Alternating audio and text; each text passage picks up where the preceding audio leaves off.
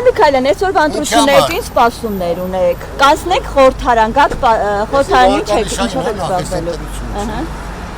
Դա մտածում ցուցակում։ Որ ընտրեք հայտնի։ Քանի որ վարչության ցուցակում չընտրվեցիք, այս ընտրությունների սպասումներ ունեք։ Մյուս 50-ին ինչ չափորոշիչով եք ընտրել, մյուս տեխնիկաների ինչ արժանիքի համար եք ընտրել։ Նորոք ստուգացները որ կարժանիք ունեն եւ ինքնինոզանց որ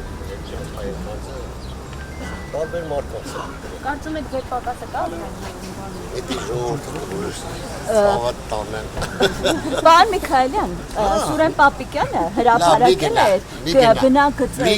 Մի գնա։ Ինչու՞ չգնա, սա նորմալ է վերաբերում, քանի որ փորձագետները քննադատեցին օրինակ ասում են ինչու է պաշտպանական բնագծերը։ Ես չեմ ուզում ասեմ, բայց այդ բնագծերը սարքում է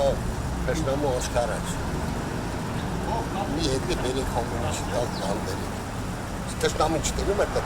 Բնագիծ չէ դե բաները ինձ պաշտպանական շրջաները։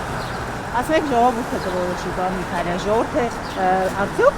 մեծամասնությունը ժողովրդի կտա ձայն քաղաքացիական պայմանագրին ձեզ։ Ինչի պիտի կետա,